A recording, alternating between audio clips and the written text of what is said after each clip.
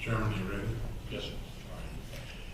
The council is returning from the executive session that began about 30 minutes ago. Any action of the council as a result of the executive session, Mr. Rumlow? No, Your Honor. All right, then we'll call the 7:30 meeting to order and ask you to rise. Commissioner Betty D.J. Wilson will give the invocation of the pledge. Father, I come to you tonight thanking you for allowing us to live in this wonderful country, wonderful state, and fabulous city. I pray that you will be with us tonight as we contemplate the cases before us, and the decisions that are made tonight will be the best for those, all those involved. Thank you for our elected leaders. Thank you for those who protect us, both the armed services and the police and the fire. I pray that you would keep them safe, and those that are serving outside of their home areas, that you would bring them safely home. For these things in Jesus' name, amen. Pledge allegiance to the flag of the United States of America and to the republic for which it stands, one nation, under God, indivisible, with liberty and justice for all. I'd like to welcome you to our meetings tonight. We first have scheduled 6 joint public hearings between the Planning and Zoning Commission and the council. After that, the council has its agenda to consider. In the first set of meetings, these are public hearings. We'll declare open the public hearing in each case individually. We'll give the applicant an opportunity to make their presentation. If you're not an applicant and you wish to speak, you need to register with Jody Brown. She'll call on you in the order of your registration. If you wish to give testimony in a given case, we'll have a record of your participation. Planning and Zoning Commission meets separately after the public hearings, discusses the applications, and make recommendations to the council. So you're invited to participate and be a part of your city government tonight. As we begin by opening public hearing on conditional use application CU 13-21 and the final plats of Lot 1R1, Block 10R, and Lot 2R1, Block 13R, the Star Edition. And Mr. Stomach from the staff will introduce the request. Thank you, sir. We have an address at 214 West Northwest Highway. For this request, it's located near the northwest corner of West Northwest Highway and North Main Street. We have zoning of an HC highway commercial. And the request this evening is to amend the previously approved site plan for an automotive car wash facility, specifically to enlarge the lot and allow for a vehicle inspection station. In October of 2002, the City Council approved conditional use permit for a car wash on the subject site. And with this particular request, the applicant intends to add approximately 29,000 square feet to the site by absorbing some property immediately adjacent to the west. The applicant proposes to add a 3-bay, 1,100 square foot vehicle inspection station at the northern end of the property. Other modifications to the site include relocating and adding some more vacuum stalls, rerouting the intake route into the front of the car wash, relocating the dumpster, eliminating a drive on Northwest Highway, and also providing access to property to the west. And with that, I'll introduce Mr. Matt Wilkinson.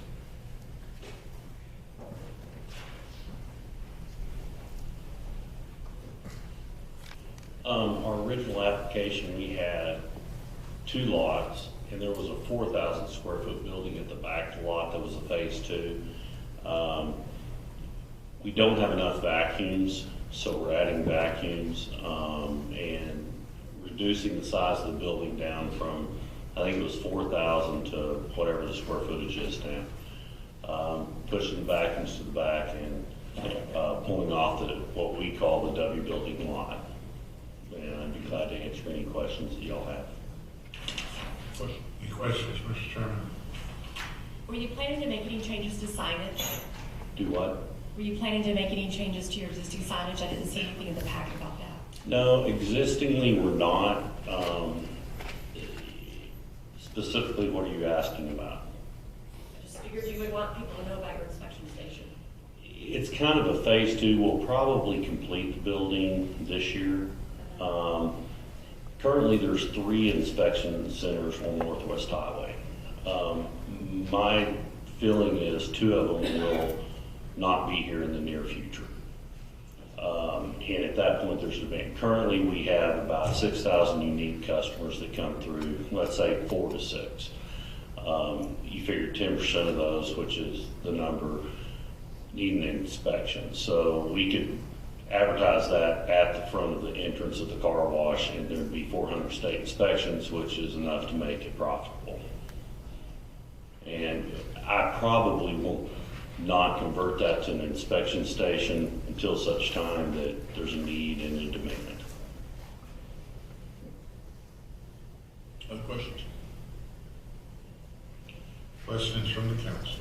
Lanny, real quickly, how do you propose to deal with stacking? I mean, I'm unfortunately one of those that waits till the last day, and when I go in, you know, they're all, say, if you've got a pull forward there for inspection, it looks like you'd have to back out. I don't see any go through. It looks like you might wind up with a traffic problem. As far as the inspection side, that's correct. What we're trying to correct is the car wash side and the stacking. Currently, you know, we just went through the snowstorm and the, you know, sand, and from my standpoint, I love it. From my personal standpoint, I don't. But the stacking, and, you know, initially when I did this, we felt like it was plenty. It'll increase the stacking on this side, and it also, her question kind of ties in. If we're backed up and we have one of those snow days, we're not going to tell anybody you need your state inspection fixed.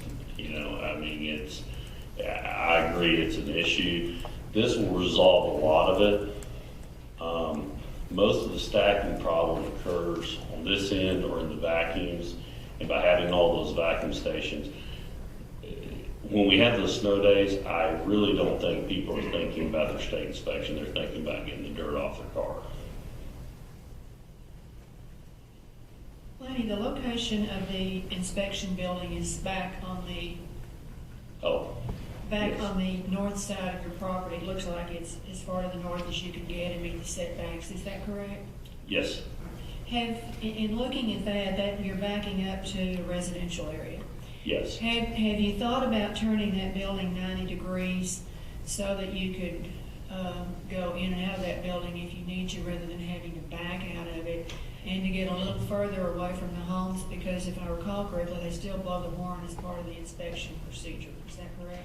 Yes. The original building that was there was like 4,000 square feet, and it had the ability to drive around. Are you removing that building?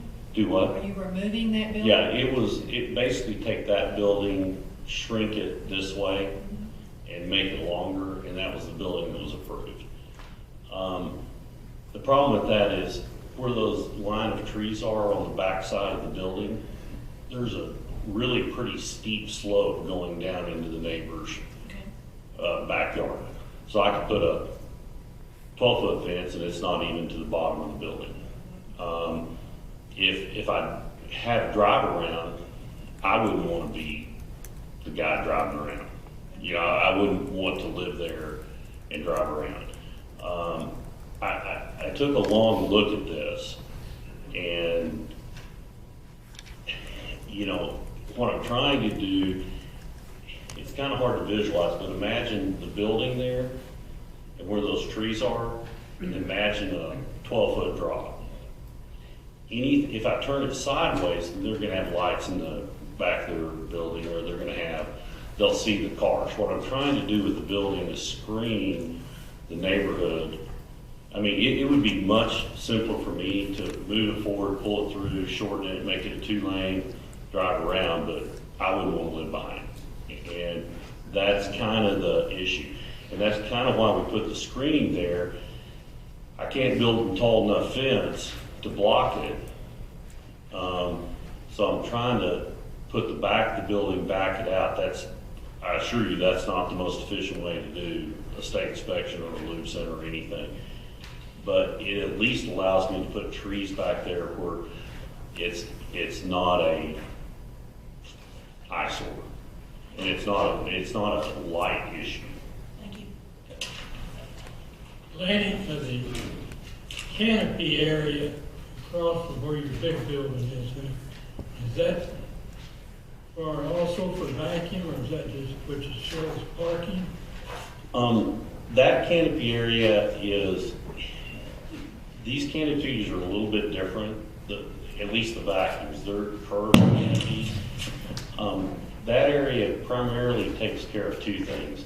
If somebody pulls in, and I'm sure you've used the car wash, and they really have a lot of problems, they could pull over there. And a lot of the people who come out of the car wash don't really want to vacuum, they just want to drive the car. And they could pull out of there, pull in there, and serve that purpose. When you go into the car wash, there's not canopies over the entrance lane, that's an issue. There's not, a lot of people pull over the side and they're out in the sun, and so that's an issue. So that's more to serve multiple purposes. So there will not be any vacuum in those? No, the tunnel will not, right now, the limiting factor for the car wash is the vacuums. It's the stacking area of the vacuums, which I never believed that, but I was one of the first tunnel car washes, or express car washes in the Metroplex. Right now, it will not be used for vacuums. I mean, if there was a demand, we could add vacuums there. I don't foresee that, and I'd have to come back to council. Thank you.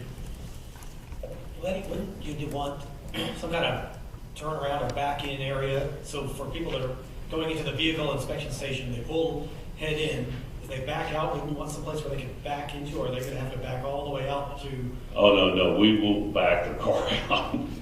Yeah, no, they don't, no, they will stop outside, there will be a chain. Right. But right now, once you're coming out, so they pull into the building, head in. Right. You back them out, how far back are you gonna back them? Because you don't really have a good place to back in to do a turnaround. Wouldn't you want one of those, kind of where you? Yeah, it would be preferable. It would be preferable to put one where that last tree is, where you can back out, turn. That's what I'm wondering about. It kind of cuts into the landscape. I don't, for 400, I mean, it sounds like a lot, but 400 state inspections in a month is not really that many. Right.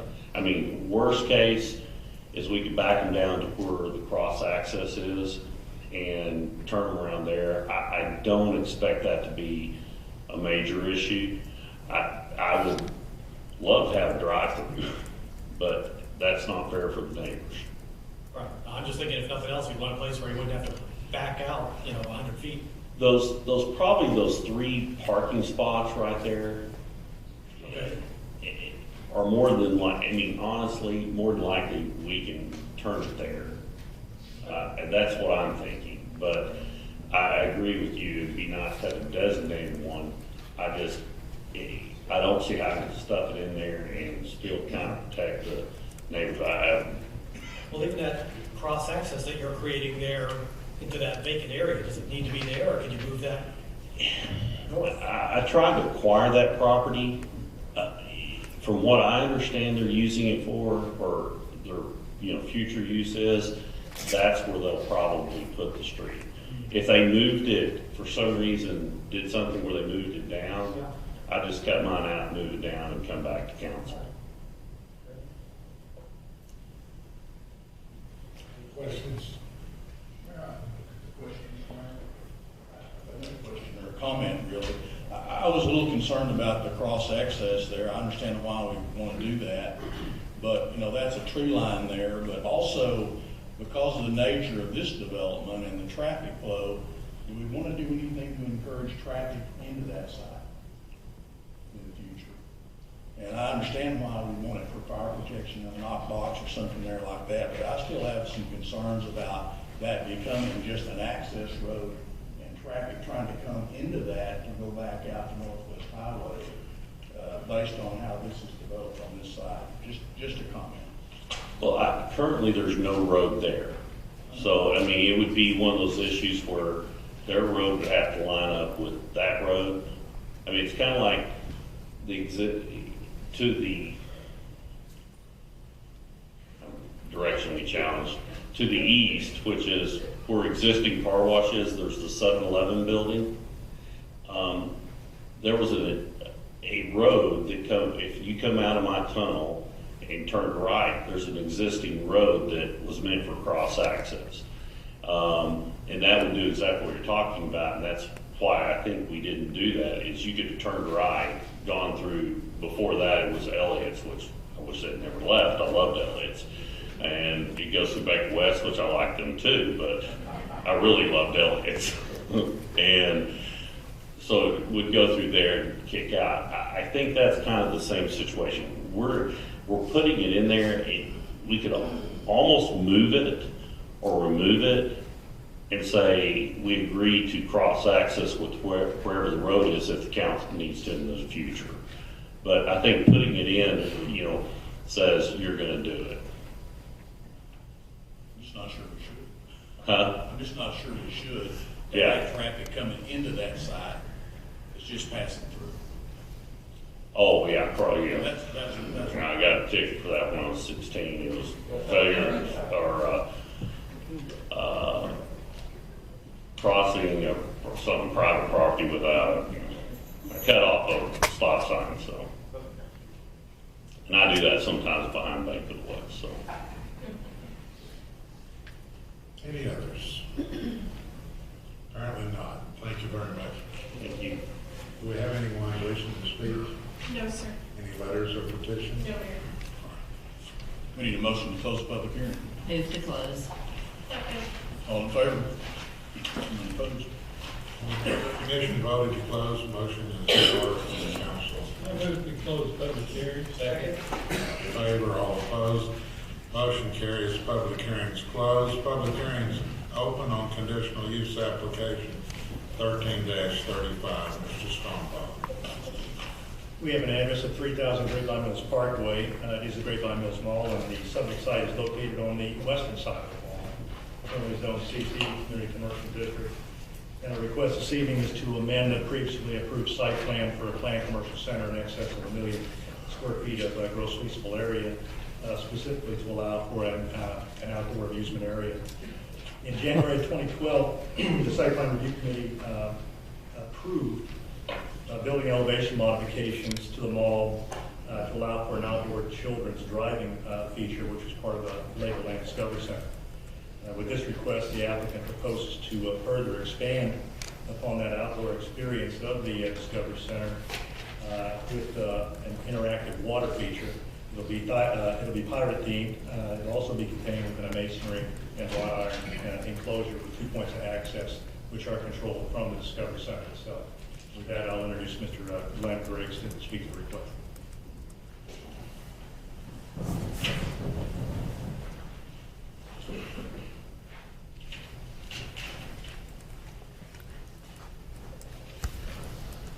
I'm Glenn Griggs, just here to answer any questions that you have about the plan, and if you have any questions about the operation. I'm Ian Skiller. I'm the general manager of the Legoland Discovery Center. Question? I just have one. I do see a dressing room on the plan. Is the inside of Legoland carpeted? I'm just thinking of wet little kids slipping all over the place or being in the splash area. Yeah, we have considered that. We have several wet, dry barriers that are going to go inside and outside as well. The changing area is just outside, and then there's matting followed by non-slip flooring as you take through, as you get inside the changing room. Do you anticipate that people will be in and out and in and out? No, we don't. Our current research has given us that parents will do that at the end of their visit and then go home. So that will be the last part of the visit, because driving them off to go back on the rides and back into the Lego bits would be quite difficult.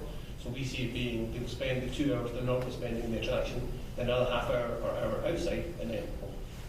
And then there's some kind of food service on the outside too? Yeah, that's more of the second phase. We're planning to extend our canopy outside, but for the first phase we will have a seating area, and we will have kiosks that we can serve food and drink from. Other questions? Questions from the council? Could you tell us a little bit about what this is going to entail? Tell us a little bit about it.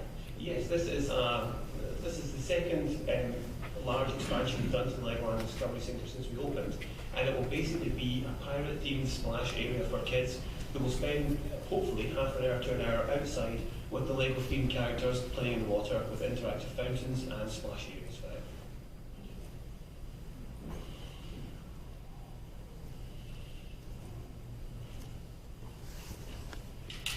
Any other questions? Apparently not. Thank y'all very much.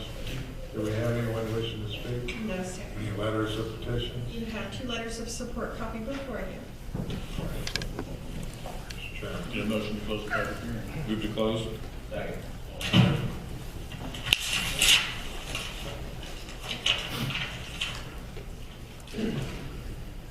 All right, the Plan and Zoning Commission closed. A motion from the council. We close the public hearing? Second.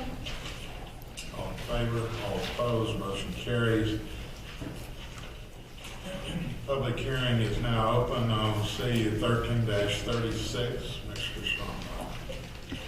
We have 2 addresses, 418 and 420 South Main Street, and it is generally located just north of Franklin Street, the Franklin Street and Main Street intersection. It is on the west side of Main Street. Currently zone CBD, Central Business District, and our request this evening is to allow for the possession, storage, retail sale, and off-premise consumption of both beer and wine in conjunction with the restaurant. At our last meeting on December 17th of 2013, council approved amendments to the zoning ordinance that will allow applicants to pursue what's referred to as a beer and wine retailer's permit through the conditional use process. This will allow an individual to have both on and off premise beer and wine sales in conjunction with a restaurant, with the requirement that at least 50% of the gross sales come from said food. With this request, the applicant is proposing to change his current use, which is a wine tasting room, to a restaurant, and avail himself of the beer and wine retailer's permit. There are no other changes proposed to the applicant's premises. This includes outdoor seating that was approved in March of 2011. Total seating will remain at 117 seats. And I'll introduce Mr. Gary Perino to speak.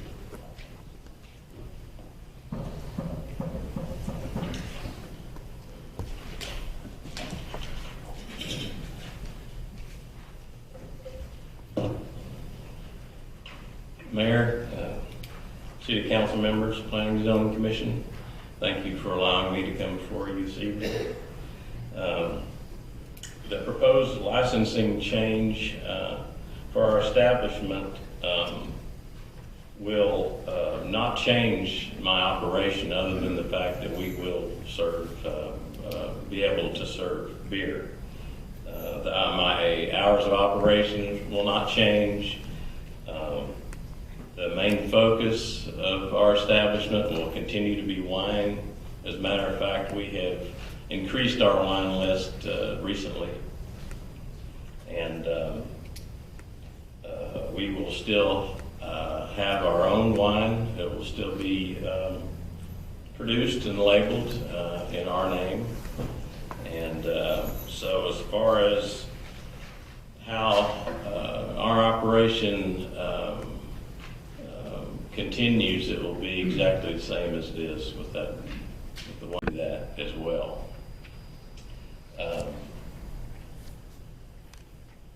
We know that the city and the CVB have worked very hard to make Grapevine a wine destination, and we continue to want to be a part of that, to be a part of the events that take place on Main Street, wine events and such. So that's my request this evening.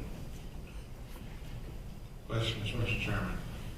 Gary, love what you're doing over there. Thank you. It's nice to hear that nothing's going to change except for one positive thing. Just curious as to what your current percentage of food sales is now. I mean, are you kind of already there? So it's about 60-40 food, 60%. Okay. So we will have to fall under the 50-50 requirement. We're well aware of that, but that won't be a problem for us. All right, thanks. Other question? No other question. All right. Mr. Brennan, the 2 issues that we had last time that you've addressed, you intend to continue the name and you continue to sell off premises wine. Is that my understanding? Yes, sir. You said, yeah. Yes, sir. Appreciate you working with us. All right, well, thank you. Any other questions? Will this apply to all your facilities? Yes. I spent a weekend or two in Granbury. Thank you for that. Currently, no other questions. Thank you very much. Thank you. Do we have anyone wishing to speak? Yes, sir. Carl Young, 4113 Meadow Drive.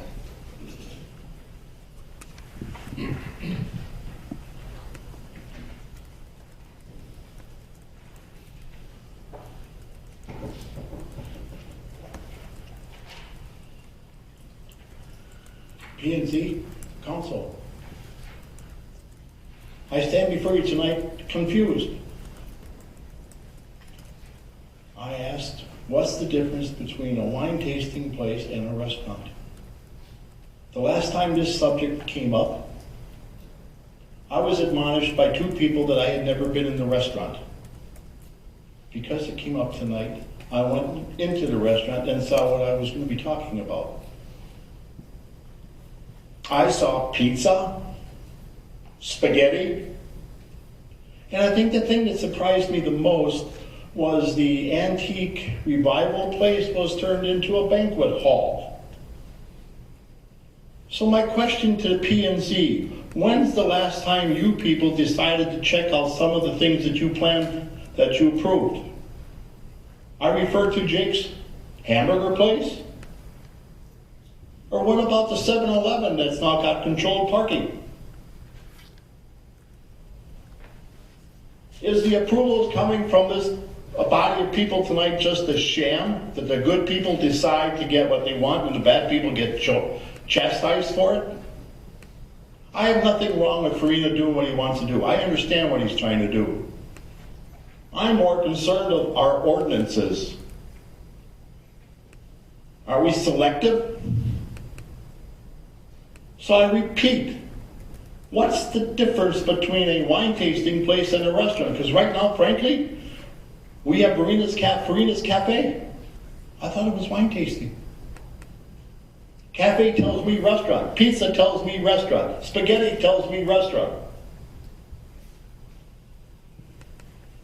A banquet room tells me restaurant. And yet I heard this council say a while back ago that because of parking and other situations that Farina could not happen. And yet tonight I give him credit. He's back here before you because the state laws changed. But people, are we going to have another Jake's, or are we going to have another 7-Eleven, or what else comes down the pipe because we are not doing our job? Thank you.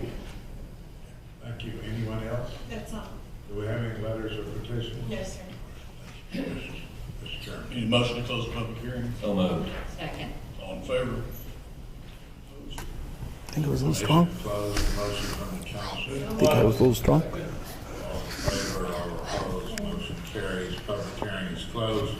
Public hearing is open on historic landmark subdivision HL 13-5. Mr. Stombaugh. We have an address of 404 East 4th Street. It's generally located in the middle of the block. It's on the south side of the street between Smith and Dooley Street. Currently zoned R75 single family district. And the request this evening is historic landmark designation is 404 East 4th Street. And the Historic Preservation Commission at their November 20th, 2013 meeting adopted the preservation criteria for this property. And I'll be happy to answer any questions as well as the city's historic preservation officers here as well. Questions? No questions here. Questions from the council? Apparently not. Do we have anyone wishing to speak? No, Mayor. Any letters or petitions? No, sir. Mr. Chairman. Any motion to close the public hearing? So moved. Second. All in favor? Commission closed. Motion from the council. Move to close public hearing. Second. All in favor, all opposed, motion carries. The public hearing is closed. Public hearing is open on historic landmark subdivision HL 13-6. Ms. Stombaugh.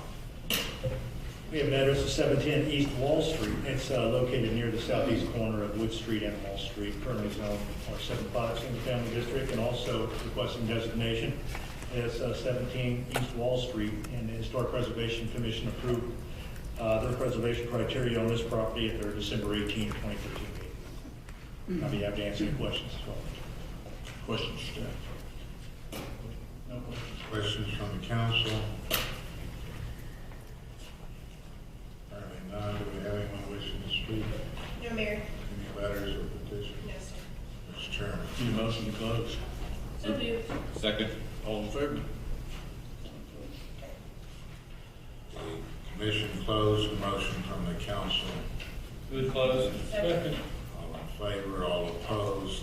Public hearings closed on HL 13-6. Public hearing is open for the purpose of conducting a public hearing relative to the application for a final plat of lots 5A1 and 5A2, Block A of the Grapevine Mills Crossing addition. Ms. Robertson. Thank you, Mayor. The location of this property is on the south side of Grapevine Mills Boulevard North, between FM 2499 and State Highway 121. This property was previously platted in October 2008 as Lot 5A, Block A, on the Grapevine Mills Crossing addition. The applicant wishes to replat this one lot into two lots, 5A1 and 5A2, Block A, as shown on the exhibit. The two proposed lots are zoned community commercial. In November 2013, the proposed subdivision of the one lot into two lots was brought before the site plan review committee. And it was found that the two new lots meet all zoning requirements and that the proposed subdivision for the property was allowed. With that, I'll be happy to answer any questions, and the applicant, Bill Walker, is here as well, if you have any questions for them. Questions? No questions? Questions from the council? Currently none. Thank you. Anyone wishing to speak? No, Mayor. Any letters or petitions? Yes, sir. Mr. Chairman. Need a motion to close the public hearing? Move to close. Second. All in favor? The commission closed. Motion from the council. Move to close. Second. All in favor, all opposed. That completes, the public hearing is closed. That completes our joint public meetings. Planning and Zoning Commission will move to their meeting room to the right. That's a public meeting. You're invited to attend. Council will remain in session here and will consider its agenda.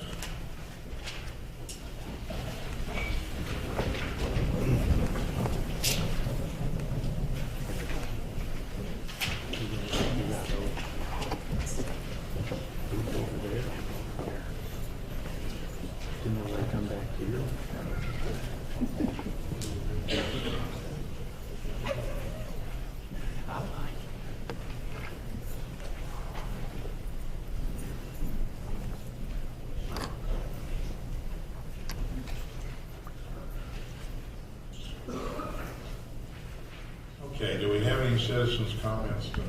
Yes, sir. Carl Young, 4113 Meadow Drive.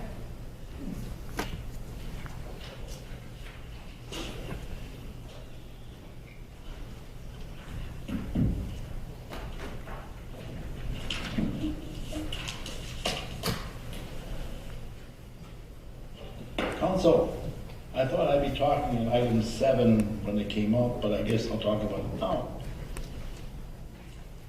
At the workshop that I attended the last meeting, or last 7 meetings, there was discussed the recycling ordinance, and at that time at the regular meeting, as a concerned citizen, I voiced my opinion about it.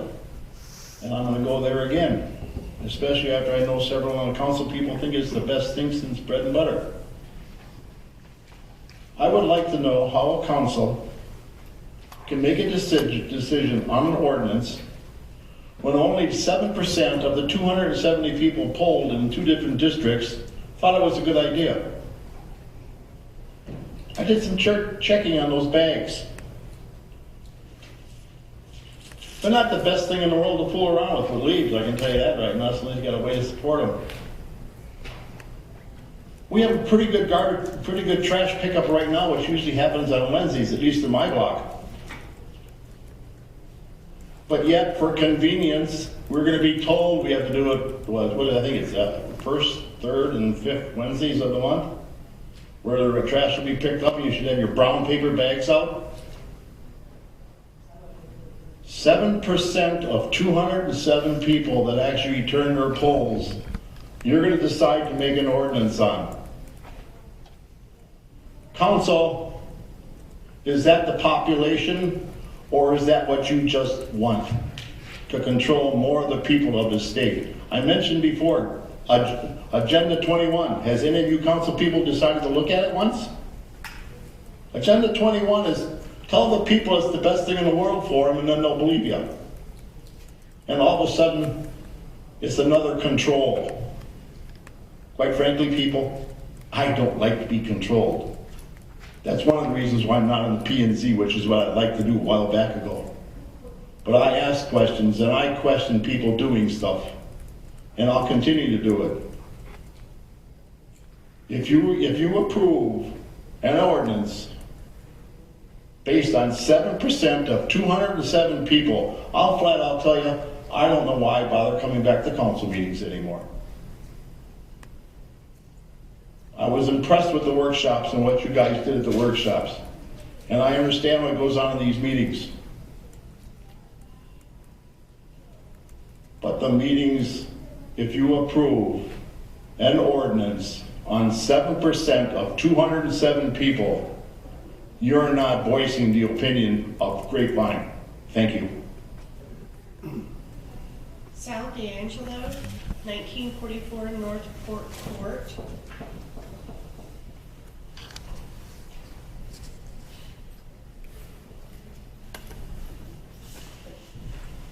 Good evening, Your Honor, City Council. I just wanted to come to address a certain topic that's near and dear to my heart, and that's the text rail issue or lack of. I've made several points, and I want to bring them for your consideration. And the first point is the reason you have no text rail, and this is garnered from experience, having been employed by the TRE, is you have an inexperienced staff that's running this project. You have nobody in that facility in Fort Worth who has any rail experience. The two people who had combined experience of 70 years are now gone. The second problem is you have a recalcitrant partner in the East named DART. Negotiations are, frankly, as we say in business, at a wheel slip standard. They're going nowhere. What's the impetus for BNSF or UP to sign an agreement with the T if their own partner won't sign this agreement or come to the negotiating table to sign? The third problem is, and I hate to say this, and I don't know how to put it politely or gently, is you've had meddlesome politicians who probably mean well in the West, but again, they have no idea what they're talking about half the time. One suggestion I am going to make here is that this city needs representation on that T-board today, not when the railroad comes into existence or when it comes to fruition. You've expended a lot of capital, political and financial. You need somebody to look after the city's interests today. Thank you for your time. Thank you very much. We hope to have some representation this fall on the board. So, that's set by statute. We don't have a lot of control over it. We don't make the appointments, but we hope that we do have representation this fall. All right. You have another one, Bill. Huh? You have another one. Oh, I'm sorry. Tim Yatko, 920 Ravenswood Drive.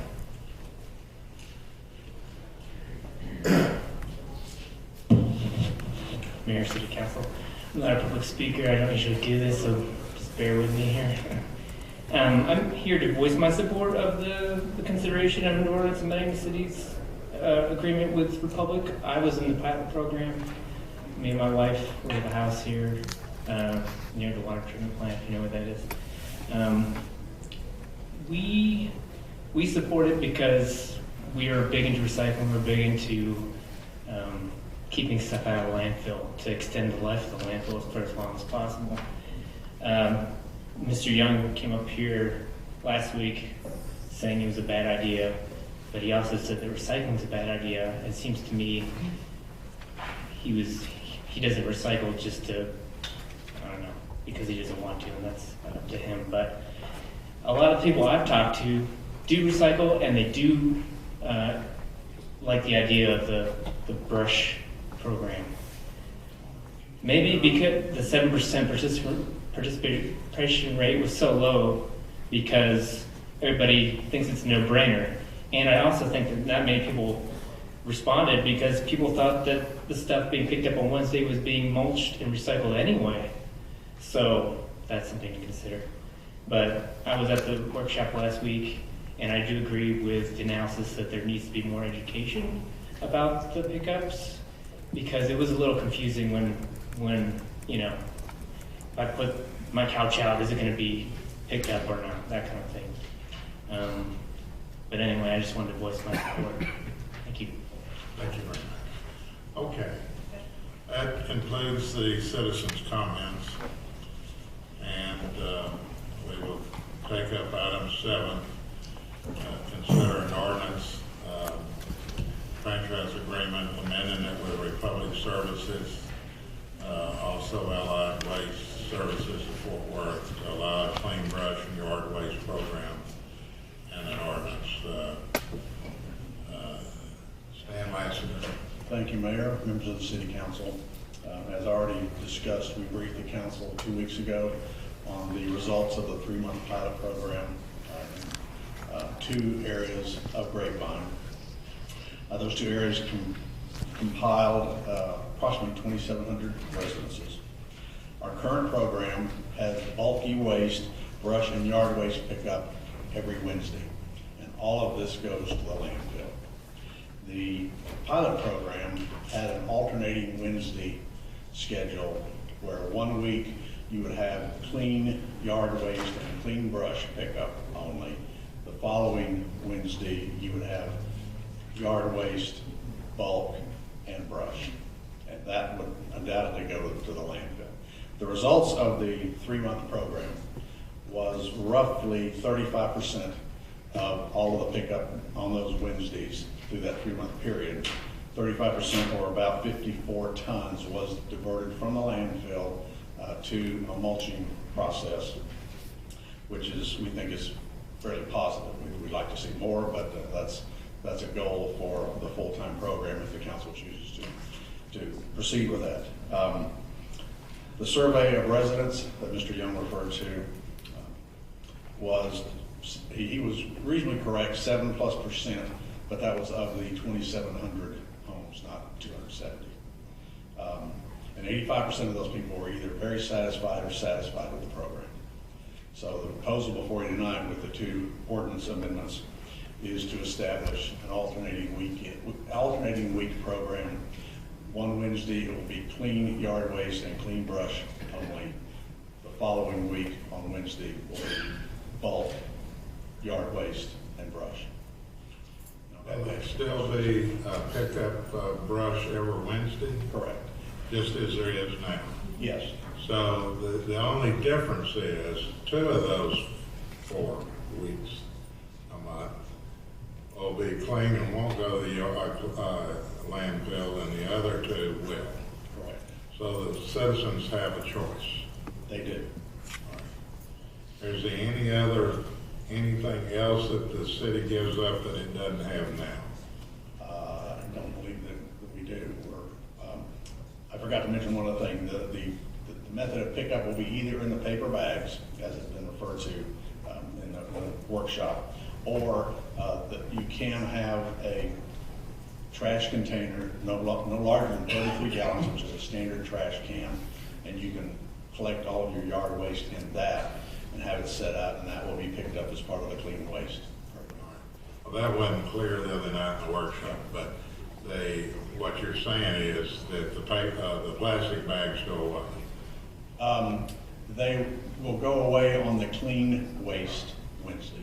So if somebody wants to use the plastic bags the way they've been using for leaves and grass, they'll have to put it out on the Wednesday that goes into the landfill. I have to put it out on the regular garbage pickup. Correct. As long as it's less than 50 pounds, they can set it out on either their Thursday, Friday pickup, or their Monday, Tuesday pickup. It will be picked up as part of trash. Main thing, I want to reemphasize and make sure that I understood what Bill was asking, that we will always have brush pickup every Wednesday still. Correct. It's just that alternating Wednesdays, so it'll be clean, the other time it'll go to landfill. Correct. Thank you very much. Okay, so, Really, there's no change in the brush. It'll only be in the clean grass and leaves. The bulk, there was no, well, the change in the bulk is every other Wednesday. bulk is The- an old refrigerator, Correct, old. but And on the the brush brush, and the yard as far waste, as the customer is concerned, it'll be the same. It'll just the people that pick it up will dump it in one place 2 weeks and another place the other 2 weeks. Is that right? correct. All right. So if someone has an old refrigerator or an old water heater or an old sofa or something that they put out, it will only be It's picked at up. the Freon extract. Exactly, yeah. It will only be picked up twice a month, is that correct? Those items? Yes, I would say that's correct. So we're losing the ability to have those things picked up each week, or will those be picked up on regular garbage days? Depends on the size. I mean, a couch, probably not. Because those have been picked up every week since we've had garbage. That is correct. So now that's gonna be a twice a month deal. That's correct. Okay. What's gonna happen on the fifth Wednesday?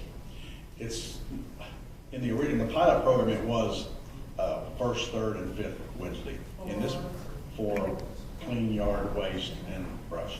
In this program, it's just gonna be alternating Wednesdays. So the week of March 5th is the proposed start date.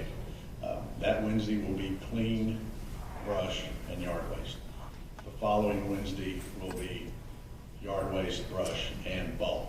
And then we will put out schedules, so you can have calendars that will show you the days, color coded, that tell you what day is a clean Wednesday and what day is a bulk Wednesday as well. That could be a little bit confusing as compared to just somebody knowing, okay, on the first and third Wednesday, it's gonna be X. On the second and fourth, it's going to be Y. And then go ahead and build a fifth into that schedule. Have you all thought about that and decided that was not the? Well, we bounced that around internally, and we thought, or principally me, I thought that it would be easier to just keep track of it with alternating weeks. Because you're gonna have days, on the months where you have 5 weeks, 5 Wednesdays, you're gonna have 2 Wednesdays in a row that will be clean, brush, and yard waste. So then that might get someone out of sync. So we thought it was. I don't think people can keep up with it that way. No, I like They're not the gonna first keep and count. third and second and fourth, and maybe the fifth can be, can always be just nothing but brush. I tend to agree, because what's gonna happen is, then you get into the next month and it's not the first week, then you go to second and fourth weeks, and then it goes back to first, so I do tend to agree. Okay. I think we should do what the pilot we can program implement was. that. I agree with. And what happens if I put my Home Depot paper leaf bags out on the wrong Wednesday? Jerry, are you gonna pick them up? You gonna leave them there? Please leave them She should pick them up, I think. there. You're gonna pick them up, aren't you? We will pick them up. They will not be recycled if they're Well, on it. I want them recycled because I put them in the paper bags, so. Don't put them out on that Wednesday. We need to do a little bit more education to the council people at least, maybe the citizens as well, as to which days we're going out. Well, I do agree. I think it's gonna take about 30 to 60 days to really push and educate, and then we're gonna get everybody on the right track. I think we can do it. Jody taught me how to use iPad. Anything's possible. But And I see you brought your book with you as well. that's backup. That's backup. I'm gonna say, I love my big green recycled cans that we're getting for less than $1 per household a month. I'm just totally in love with them. I roll it down there. I'm happy with it. We're doing the right thing. This recycle program for leaves and brush is the right thing to do.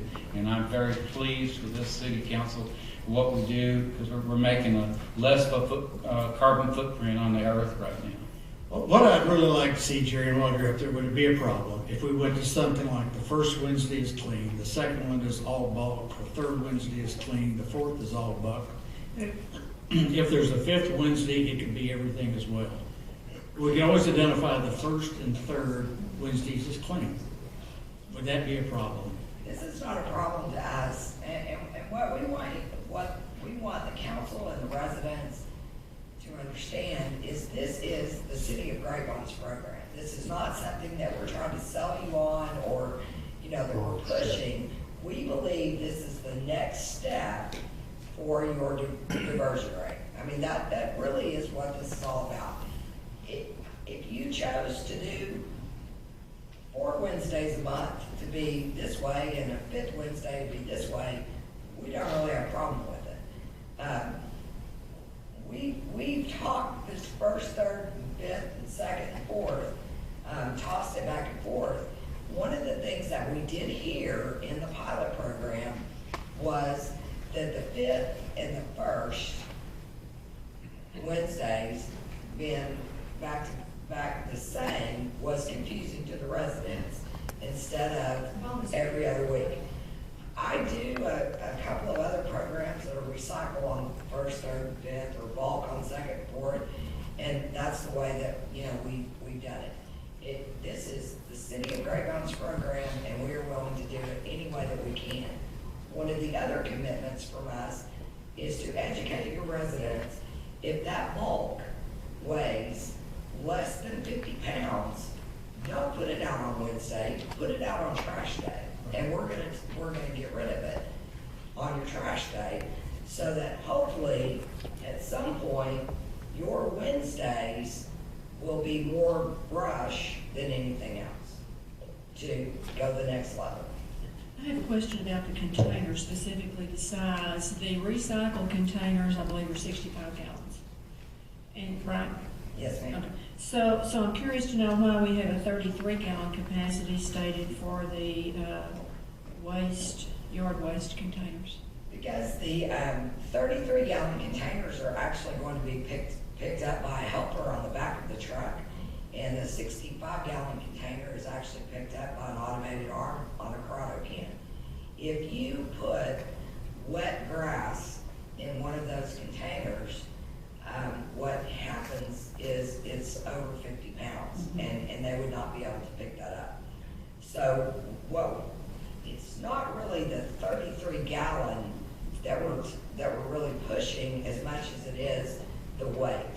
And we believe if you get anything much larger than that, then we're going to end up with 6 men on the back of the truck trying to pick up these containers. So from a safety standpoint, for our guys on the back of the truck, we asked for the 33-gallon, not to exceed 50. And that applies not just to yard waste, but to regular garbage and trash and those kind of things? Yes, ma'am. As well? Yes, ma'am. Thank you. I was really pleasantly surprised by the amount of the diversion that we saw in the pilot. I was surprised how many tons actually were moved away from the landfill to the recycle program. So I'm encouraged by this. I guess the only suggestion I'd have is, rather than trying to mess with a 1st, 3rd, 5th, maybe just go to an even odd based on the date. I'll just leave that up to y'all to figure out, because either way you need to do an education process. Yeah, I mean, I'm ready to move for approval, but I'm not exactly sure what I'm gonna say. I'm fine with the 1st and 3rd. I'm not sure what to do with the 5th, so help me out. I sort of liked your suggestion, Shane, about the 1st and 3rd being the days and the 5th becomes a regular bulk day. Be a regular brush day. I mean, that might make it easier. What do you guys think, Stan? It would make it easier for anyone who has a question. And then they don't get back to back. Correct. So I will make that approval, if that's okay with everybody. I'll make that recommendation to approve this program with the green pickup on the 1st and 3rd Wednesday of each month. And then the 5th, I'm not going to worry about the 2nd and the 4th because we already know what that is, right? I don't need to add that. And then the 5th will be bulk, is that the right word? Bulk and that would be, yard waste. And yard waste, that would be my recommendation. I think that's a good solution. Will come there working for people. It's still every other week for the new type of pickup, and everything else stays the same. So what we don't want is people to have bags out there that don't get picked up for a week. Yeah. Right. That would be regression, so we don't want that. And it seems that if we do it this way, the worst thing is going to happen. It's going into the landfill when they didn't really want it to. Right. So, to me, that would be the way to go. Well, it's a good starting point, I think. Yeah. So on the 2nd and 4th, you could put out bulk items to be discarded into the, all right, thank you. That's my motion. 4th and 5th. Last question before we vote. Stan, you indicated we'd start the program around March 4th, I think. Yeah, yes. How do you propose that we begin to communicate this to the citizens on such quick notice? We're putting flyers in the water bills now. Okay. To do that. That'd be the primary means. There'll also be, I guess, social media. We have, I guess, a number of methods to get the word out to the residents. And again, it's it's going to be kind of a learning process. Thank you. So, Jerry, I saw a question mark on your face. So the 2nd, 4th, and 5th will be bulk pickup. Yes. All right, thank you. Okay. Thank you all very much. Do we have any other questions? All right. Let me say this about the way people respond. You know, we don't have any say on the way people respond. We're dependent on the democracy to work. And they accurately can predict an outcome of an election by polling 500 people. It's hard to figure out how it works. But we had 2,700 people that were sent an invitation to respond, and 200 and something did. And so we have to rely on that response. If it's 7%, if it's 20%, the more the better. But history, I think, proves that people really are opposed to something, they're going to come out and speak against it. So those that didn't respond, I think you can assume a large number of them support the program. On the other hand, what do? You have a public hearing and 3 or 4 people get up and speak. You're not going to get a better response than we did of 200 and something people. So that's just the way the democracy works. But it's probably pretty accurate of what the reflection of the people in that area felt. So that's just the way the American system works. All right, you had a I motion. made a motion, and I think Chris seconded it, or, yeah. And a second. Any further discussion? Not all in favor. All opposed. It is approved. Item 8, consider an ordinance restricting residency of convicted child sex offenders. Mr. Eddie Solomon.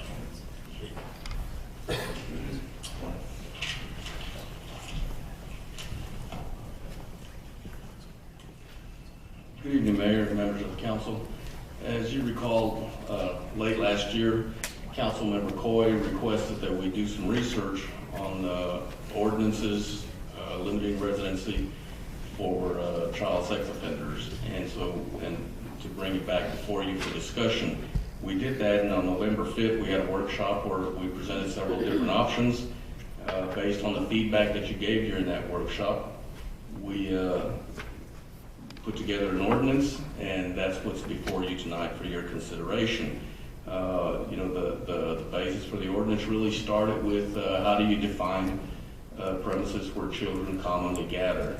And so, based on our discussion, it's the list that's before you is parks, playgrounds, schools, daycare facilities, video arcade facilities, public or private youth centers, registered home daycares, hike and bike trails, and public swimming pools was the decided definition for that term. And that term is really the critical point in an ordinance such as this. The next decision point was the definition of a sex offender, and it was agreed upon that really it should be anyone that's required to register on the DPS's website as a sex offender, and their victim was less than 18 years of age, and that's what this ordinance has in it. And then the distance from these places where children congregate or gather, 2,000 feet. We decided that we would go 2,000 feet radius from any place that's identified as a premise where children commonly gather. And the distance will be measured from property line to property line. The other part to this is that not only is it illegal or against the ordinance for a registered sex offender to establish residency within the 2,000 feet buffer zone, it is also illegal for property owners to rent to a registered sex offender that is identified in this ordinance. And the cost of a violation of this ordinance is up to $500. Any other question, please? Yes, ma'am? How do we let a landlord know that, so that they know, I mean, they're not required by law to check that, are they? Well, they will be required to check it, yes. And I mean, that's open record. You go on the DPS website and find out if anybody's registered. But when this ordinance takes effect, we'll do an education campaign to all multi-family properties. Generally, you know, those are the ones that create the biggest problem. And then individual homeowners that rent their residence will just, you know, advertise as much best as possible. But the actual apartment complexes will go out and talk to them, explain to them what it is, where to find the information that they need. And anyone that is currently living in a residence or in a residence within these zones can continue to live there. They'll be grandfathered until their lease expires, and then they will not be allowed to renew their lease. And the map before you is pretty much what it looks like. There's a few blank spots in there where sex offenders are allowed to live based on the ordinance. Most of those really don't have residences within them. But I'll be happy to answer any questions you may have. All right, do we have any questions? No, thank you, Chief. Thank you. All right, discussion of the ordinances in order.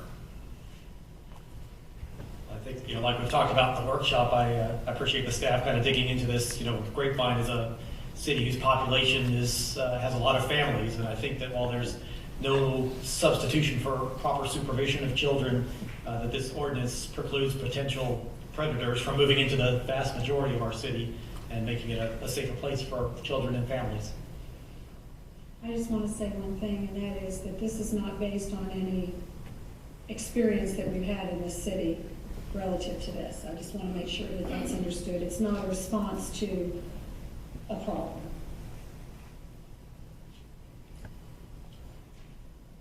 Well, I'll move for approval if there's no other questions. I'll second. We have a motion and a second. Any further discussion?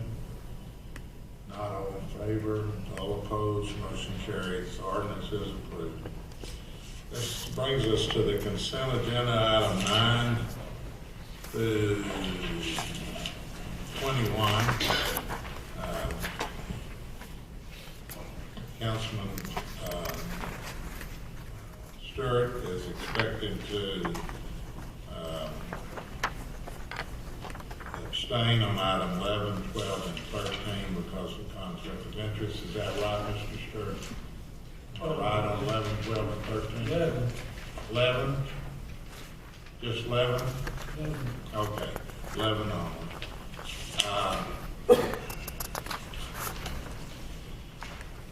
So, okay. Do you want to remove 11? Yes. Okay. 11 is removed. Any guest present can request any other item be removed for further discussion at this time. Your Honor, 12 and 13 as well, please. They need to be removed? Yes, sir. 12 and 13 are off.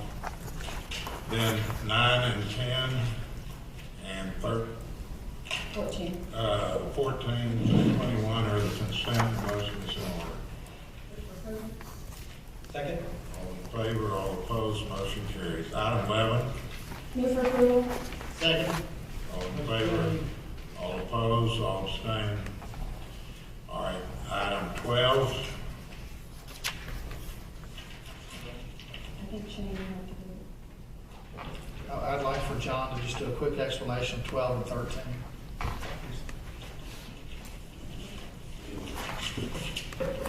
Mayor, members of City Council, at December 17th, 2013 council meeting, the 4B board took action to authorize the sale of $19.5 million for the purchase of revenue bonds for the purchase of a tract of land, 185 acres tract of land. They also approved the action to collect and use the revenue from the 4B economic development sales tax to help service those bonds. These two resolutions, item 12, because the 4B is governed under sections 501, 502, chapters 501, 502, and 505 of the Texas Government Code, it requires City Council to approve that action by resolution.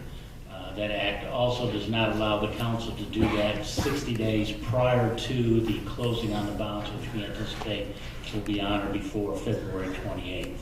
So that's why we didn't do it at December 17th meeting and why we're doing it today. John, let me also make one quick comment relative to this. As you recall, the way the financial transaction works is that we closed on the property before the end of the year. We wrote a check for $10 million.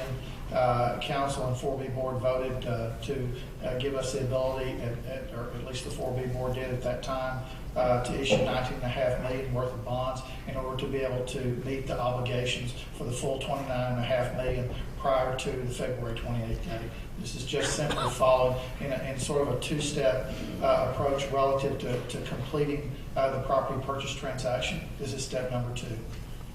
You've heard the explanation from John McGray. We will take these items. If you don't mind, I'd like to deal with them separately, and so there'll be, first of all, item 12. Any questions, or is there a motion? Move the resolution be adopted. Second. All those in favor? Opposed? Motion carries. All those, then on item 13. Again, we've heard the discussion from Mr. Green and Mr. Rumbelow, so is there a motion or a question about this item? I make a motion to approve item 13. Second. We have a motion and a second for item 13. All those in favor? Opposed? Motion carries. Thank you very much, Mayor. All right, do we have the recommendations of the Plan and Zoning Commission?